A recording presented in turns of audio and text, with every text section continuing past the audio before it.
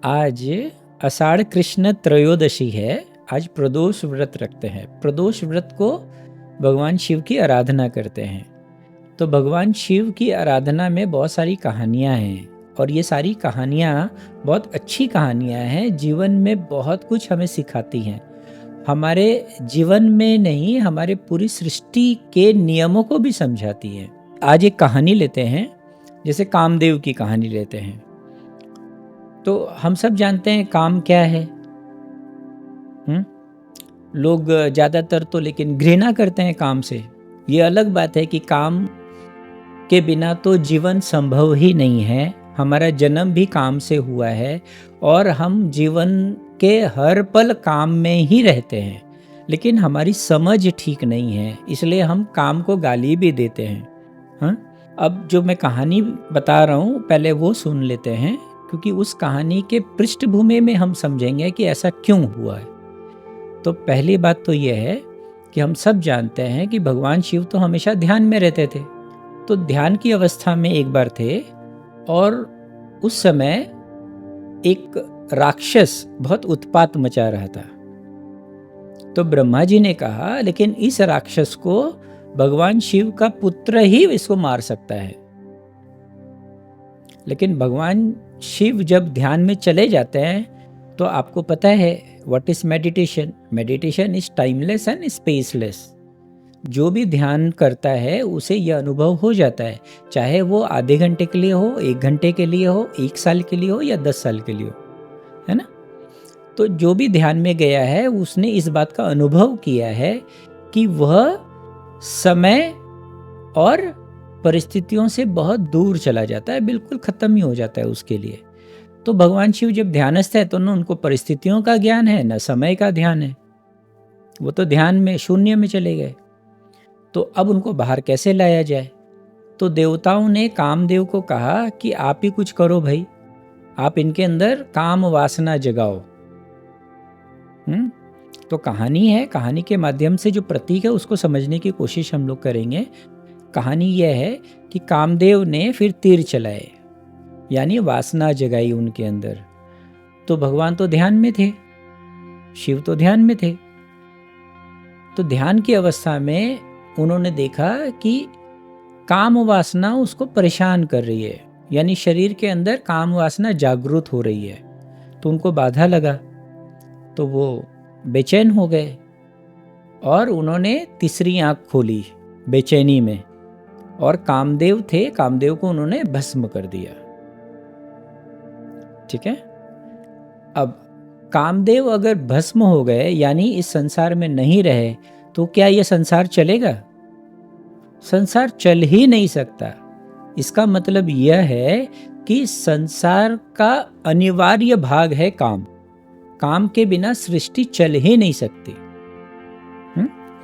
हमारी तकलीफ यह है कि हमने काम को सिर्फ एक चीज से जोड़ लिया है, वो है काम वासना या फिर काम संभोग या फिर सेक्स, जो भी आप उसको नाम दें। लेकिन जो कुछ भी हम चाहते हैं, जो डिजायर करते हैं, वो तो काम ही है ना। आप कुछ अच्छा करना चाहते हैं तो ये जो चाहना है वो कहाँ से उत्पन्न होगा, वो कौन सी ऊर्जा है? वो काम ऊर्जा ही है। हाँ, अगर कुछ अच्छा होता है आपके पास, आपके हाथ से, तो वो जो अच्छा होना है वो भी काम ही है। कुछ भी होना काम है एक्चुअली।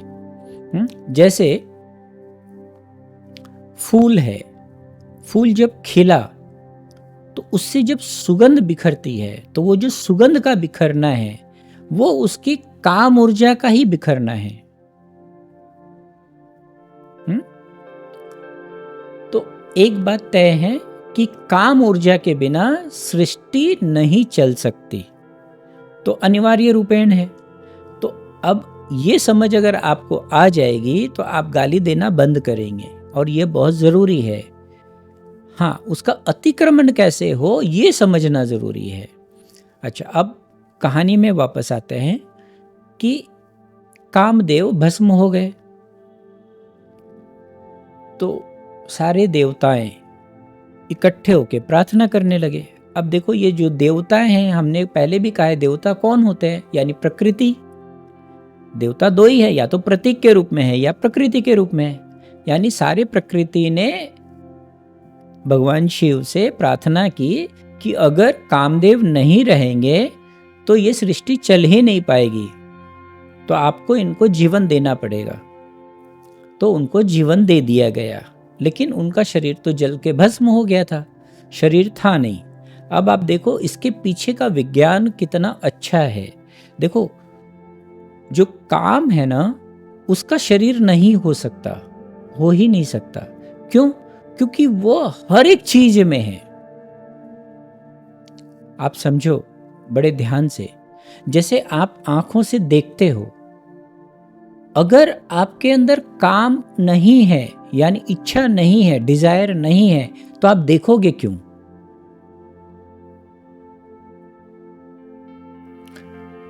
आप सुनना चाहते हो कान से, तो जब तक इच्छा नहीं होगी तब तक आप सुनोगे नहीं। कई बार होता है ना, देखो आप मान लो दो लोग बोल रहे हैं, आप एक को सुनना चाहते हो, दूसरे को नहीं सुनना चाहते हो।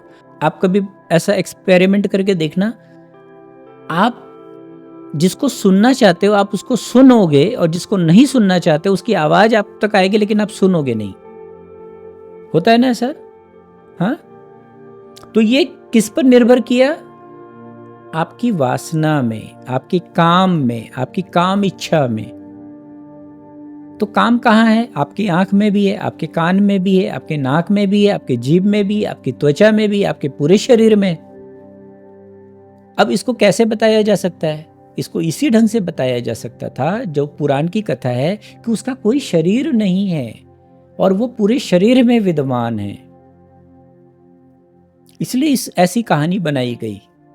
देखो जो भी कहानियां हैं ना, अगर उसके पीछे का विज्ञान नहीं समझो, अगर उसके पीछे का प्रतीक नहीं समझो, तो बड़ा बचकाना लगेगा। और जो बुद्धिजीवी लोग हैं वो इसको कहेंगे कि ये बेकार की बातें हैं, हाँ, बचकाना बातें हैं, निरर्थक बातें हैं। इसको अवॉइड करना चाहिए, इसको अवॉइड नहीं करना चाहिए, इसको समझना चाहिए। ये आपके अपने स्वभाव को समझाते हैं, आपके अपने प्रकृति को समझाती हैं, आपके अपने अस्तित्व के बारे में संदेश देते हैं। तो ये जो काम इच्छा है या काम की जो ऊर्जा है, ये बिना शरीर के है। ये कहने का मतलब यह है कि यह इच्छा समस्त सृष्टि में व्याप्त है, बिना इसके कुछ भी संभव नहीं है।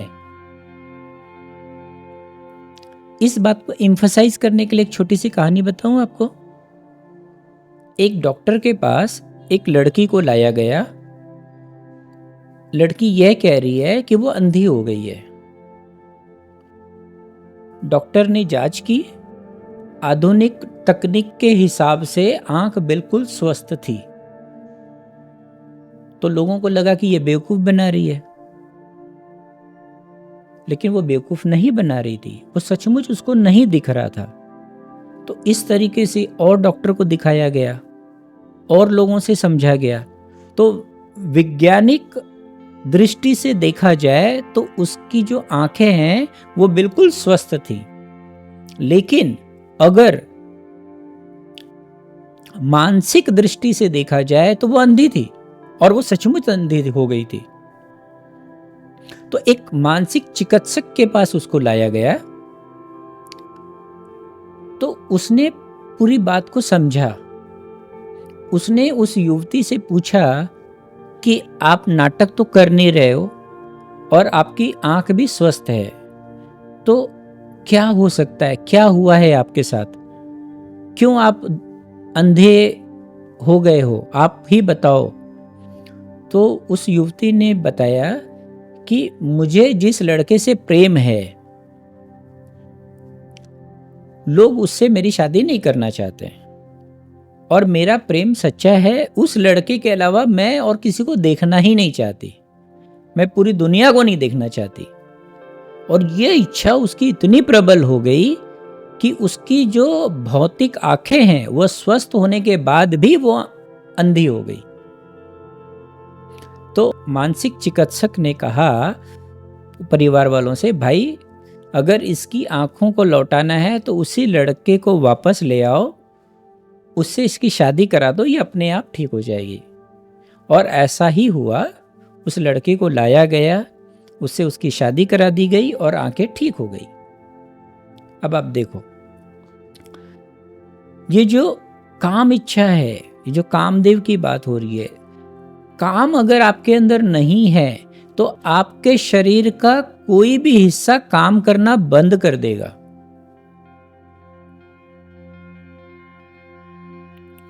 तो पूरी सृष्टि चलाने के लिए, आपके अपने शरीर को चलाने के लिए काम बहुत जरूरी है, बिना काम के कुछ भी संभव नहीं है।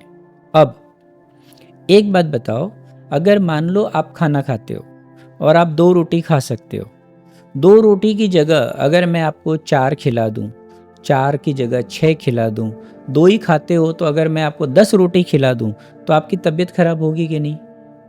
आपको हॉस्पिटल भेजना पड़ेगा कि नहीं? आपकी मृत्यु भी हो सकती है। अगर मैं 2 की जगह आपको 10 खिला दूं, जबरदस्ती 20 खिला दूं, तो आप मर भी सकते हैं, होगा कि नहीं? उसी तरीके से काम जो ऊर्जा है उसको भी एक नियंत्रण में रखना होता है। अगर काम ऊर्जा को भी नियंत्रण में नहीं रखो तो विक्षिप्तता आ जाती है। तो ये जो काम है वही पागलपन हो जाता है। जैसे आपने आए दिन हम लोग देखते हैं कि इसका रेप हो गया, इसने उसका कत्ल कर दिया, चाइल्ड रेप भी कर देते हैं लोग। देखो कितना पागलपन है। हाँ, पागलपन की कोई सीमा ही नहीं है। तो ये पागलपन कैसे हुआ? तो हम गाली देते हैं काम को, पर ये काम का दोष नहीं है, ये उस व्यक्ति का दोष है जिसने इसको नियंत्रण में नहीं रखा। ठीक है?